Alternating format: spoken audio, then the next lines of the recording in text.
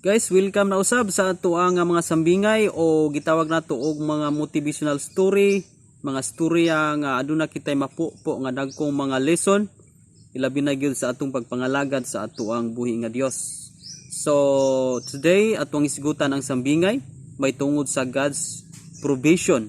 Daghan kayong mga tawo guys nga mabalak-on kay sila tungod kay daghan sila mga gikabalakan tungod sa ilang pamilya, tungod sa ilang career, tungod sa ilang ministry nga kanang higpit lagi og lisod ang kahimtang, but niini nga sambingay atong isgutan ang sambingay sa pag-provide sa Ginoo sa atua.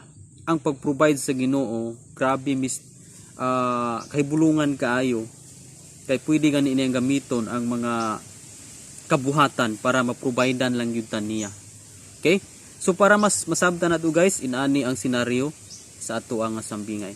Adunay usa ka Kristohanon nga naabot gyud sa point sa kinabuhi nga nabalakan na gyud siya tungod kay nakabsan gyud nahutdan gyud sila guys. O kaning gitawag og na hospital ang iyahang anak, unya na sila balayran sa hospital worth of 8,000 nga ilang balayran sa hospital. So wala siya nakahulam o dili po siya ganahan gyud nga manghulam. So ayang gibuhat guys, sulod sa siyang kwarto, ampo siya nga maprovidean gud siya sa Ginoo. Pero grabe ang kabalaka, naguros-uros ang iyang kahingawa nga asa din sa gibayad sa 8,000 para sa iyang anak nga na ospital. So wala man sa ilaing kadangpan, wala man po'y nadtuan niya nga para muhulam siya. So ang iyang giuna is ampo siya sa Ginoo, gitugyan niya ang kabalaka sa Ginoo. Dito siya musumbong sa Ginoo sa iyang gikabalakan o problema sa iyang kinabuhi. So tuod man isulod siya sa kwarto ug dito siya kapahungaw, hilak siya, ampo siya, Lord, ikaw ra gyud ang among provider. Misalig ako nimo nga unsa man among mga needs, among mga panginahanglan, especially karon Lord nga naa ako'y anak nga na ospital o nagkinahanglan og 8,000 para sa iyang kanang medical treatment. So munang Lord ani ako ron, muna ang ampo. Lord ani ako ron aron pagpahungaw sa akong kabalaka. Pero I believe og nagtuo ko nga provider gyud ka. Ikaw ang Dios nga Jehovah Jireh, the great provider. So muna ang yang giampo guys. And then after sa iyang prayer sulod sa iyang kwarto, natingala siya nga adunay balagtok nga nakasulod sa iyang kwarto. Pinaka-close ang iyang kwarto, siya lang usa nagampo, pero after sa iyang prayer, natingala siya nga naay nakasulod nga balagtok. Unya, katong balagtok na ay gipapilit nga kwarta nga worth of 10,000 sa buko-buko sa balagtok.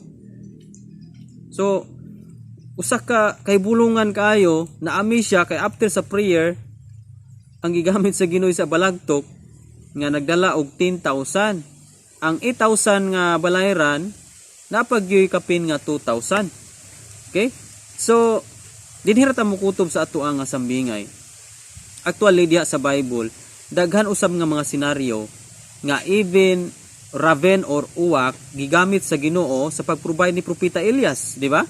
Sa story ni Propeta Elias, makita nimo nga ang nagdala didto og pan ug sudan buntag udto hapon is ang uwak, di ba? So in the time of Moises, ang pag-provide po sa Ginoo sa panahon ni Moises, gipadalan sila og mga buntog o kaning gitawag og quail. So ang pamaagi sa Ginoo sa pag-provide sa tawo milagroso kaayo, di ba? So kung ato ra yung itugyan sa Ginoo, first thing atong buhaton kung duna kay gikabalakan karon, especially kung ikaw Kristohanon, nabalaka ka sa unsay ibayad, unsa ba imong gikabalakan karon, duna ba kay mga senaryo nga nagkinahanglan ka og money, nagkinahanglan ka og panabang igas Ginoo. So ang imong pinaka first thing nga buhaton is musulod ka or naa ba kay kwarto, o kung wala kay kwarto basta muduol ka diha sa mga pag-ampo. Ang pinakauna nimong buhaton is mo pray ka. Okay? Before ka muadto sa imong nakay plano nga muhulam sa laing tawo, before ka na muadto, o before nimo buhaton ang imuhang giplano sa imong una-una, kinahanglang mag-pray ka una. Kay there is a power in prayer.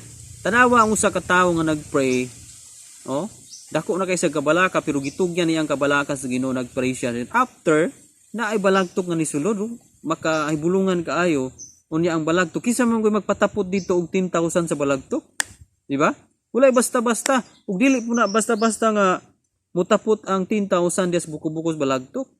Di ba? Posible gunang mahulog. Pero kahibulungan kayo og milagro kayo ang nahitabo.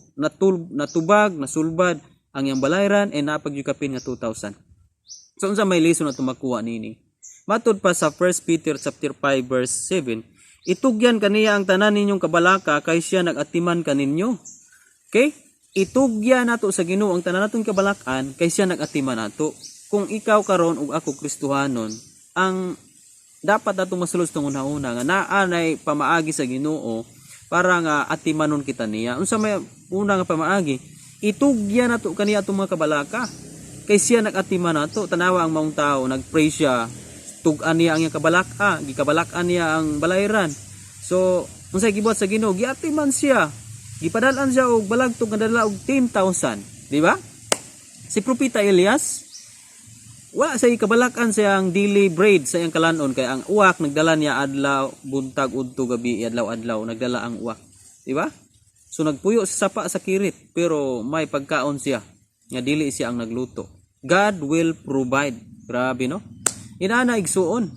Daghang mga senaryo sa Biblia nga ang pag-provide sa Ginoo milagro kaayo. Kabantay katong feeding of 5,000. Si Jesus Christ nag-feed siya sa 5,000 within duha lang yun ka isda ug 5 ka pan. Okay? But unsay nahitabo?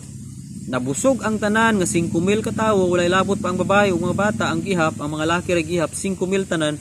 So more or less kung imot siyang kwintahon as mga 15 to 20,000. So nabusog silang tanan sa duha ka isda ug 5 ka pan. Unya napagyud sila nasubla, napagyud sila nasulod sa bukag o gani I think mga 12 ka bukag ang nasubla, di ba? So how God multiply sa blessing kung kita utugyan lang yun niya sa atong mga kabalaka. Di ba ang mga tinud ato nga time na balaka man? Pero sa dihang naaning duha ka isda o 5 ka pan, gipasalamatan sa Ginoo.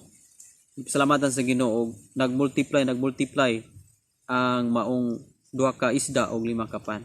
So another thing makuha nato ani nga lesson is kinahanglan gyud ang pag-ampo. Bisan gani sa mga blessing nga nadawat nato, bisan sa mga pagkaon sa tulamisa, we should pray before meal. Before tamukaon, we should thank God, we should praise God o magpasalamat sa mga pagkaon nga iyang gihatag sa atua. And sa dihang grateful ang atong kasing-kasing, God will multiply sa atong mga blessing. Hinumdumi ni, kung grateful lang ang atong kasing-kasing, God will multiply all of our blessings. Amen. Tanawa ang pagpasalamat Jesus Christ sa 2 ka isda o 5 ka pan. Nahimong nag-multiply ang maong kalanon. So, naatay mga blessing na nadawas tong kinabuhi. Pasalamatan nato ang Ginoo. Gamay man ka na. Kay kabalo ka. Kung makita sa Ginoo nga atong kasing-kasing, grateful kayo ta. O pasalamaton kayo ta sa mga gihatag niya. Kasaligan. Buot pasabot kasaligan ta sa iyang gamay nga gihatag. Saligan ta sa dagko o daghan. Okay? Yun ang pamagi sa Ginoo sa pag-provide sa tao. Okay? So we should thankful to God sa tanan nga mga sitwasyon sa tua. Gipit man siguro taron, wala man siguro nagtubod nga provision karon sa atuang bulsa, sa atong bitaka, but we should pray and we should thank God ug pasalamat ta sa tanang sitwasyon. And everything give thanks to the Lord. Muna yun sa 1 Thessalonians 5:18. For this is the will of the Father nga buhaton nato. Okay? So ato nang ginabuhat, grabe. Maamis lang ka sa pag-provide sa Ginoo.